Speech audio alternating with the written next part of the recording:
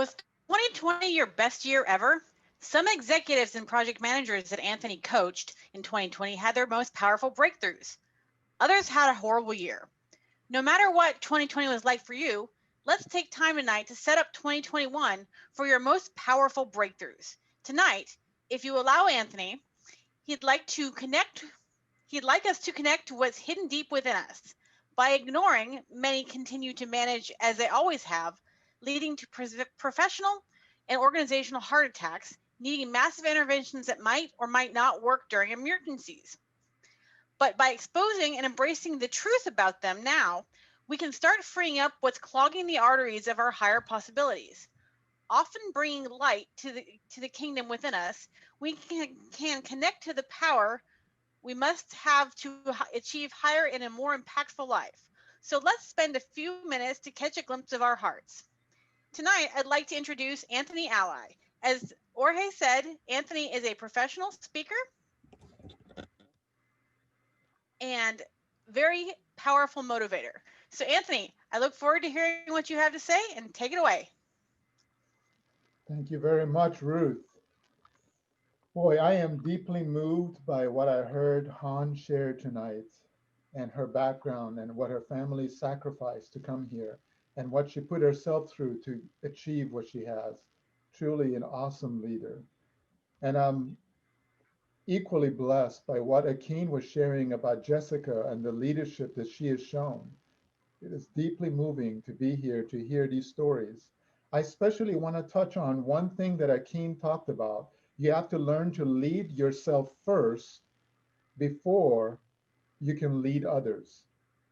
And I want to build on that because it is a very powerful statement and a very powerful principle that I want to use as a way to share how we're going to make 2021 our most impactful year. And I'm going to put this in the context of the story of James, who is a CEO. He wanted to achieve great breakthroughs. Year after year, he was struggling with getting more out of his organization. And he worked harder and longer than everyone else till 1 a.m. in the morning, get back up at 5 o'clock, sacrifice his time with his family, go out on the commute. And yet he was frustrated and struggling with why he could not inspire his people more. And he was so frustrated that he came to the point that he was about to lay off 5 of his executives. Said, I'm done with, no matter what I do. I know it's going to cost me. I know it's going to be painful, but I've got to move forward and I cannot make it work with this organization.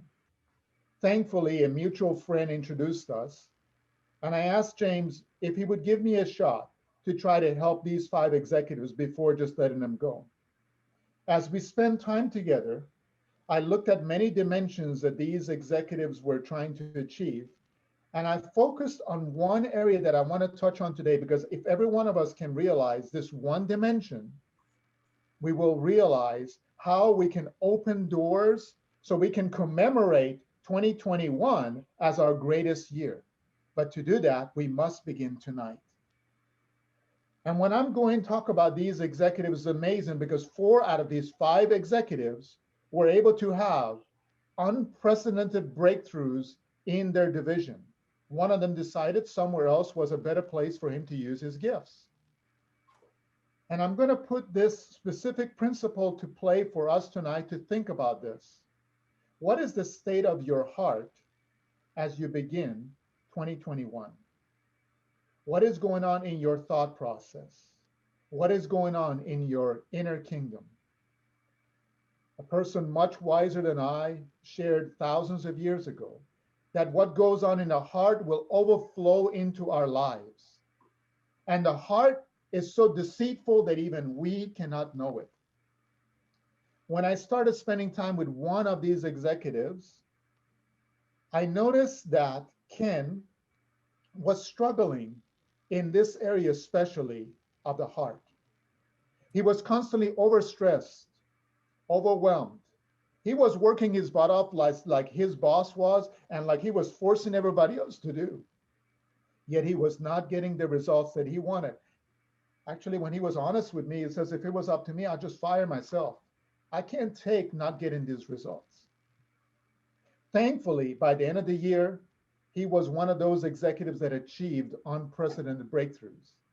But we did that by focusing first, saying, let's find out your deepest why. What is your deepest motivator? And when Ken looked deep inside, we were able to uncover what would motivate him more than just making money, more than just having a great success in the company. And then I said, let's look at what's going on in your thought process, because if we can look at what is underneath the layers inside, you can manage yourself well, you can lead yourself well, then you can lead others better. And as we began to peel the onion from inside his heart, we began to unclog these arteries that were blocking him, realized there were several keys that were in the way. There are about 8 keys that I focus on with various leaders. And I'm not going to cover all of them tonight due to time, but I want to share some of these that might also help us. The first one with Ken was that he was struggling with the desire to self-deify himself, what some call perfectionism. It's hard for people that want to achieve great results to mix up excellence with perfectionism. As he deified himself, he looked for everything to be 100%. Therefore, everyone in his organization knew that they wouldn't dare to fail because they had to get things right or they would hear it from Ken. But the reason Ken was leading people that way was because when he looked in the mirror, that's the way he saw himself. He constantly looked at, am I achieving perfection? And if I'm not, I'm worthless. I need to achieve greatness. And I need to make sure that everything is right. I cannot show any amount of failure. And this is the way that he had led himself through all of his life. As an engineer, he knew how to achieve great results. And when he went into management, he knew how to manage processes, but then came to an executive role and he didn't know how to inspire people, how to lead people, how to connect to their hearts. But before you can connect to someone else's heart, you have to unclog the arteries that are within your own heart.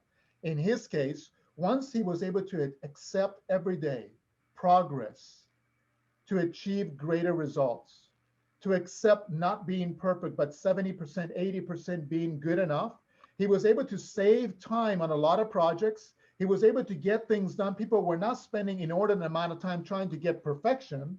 As a result, they were getting more done with what mattered most to their clients and what mattered most with one another. They were able to encourage each other rather than degrade one another.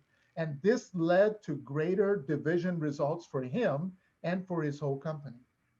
I want you to look at how you're going to make 2021 better by looking at your heart. Dig deeper, especially around Christmas time. There's an ancient Christian tradition where we spend time prayer and fasting every day until Christmas.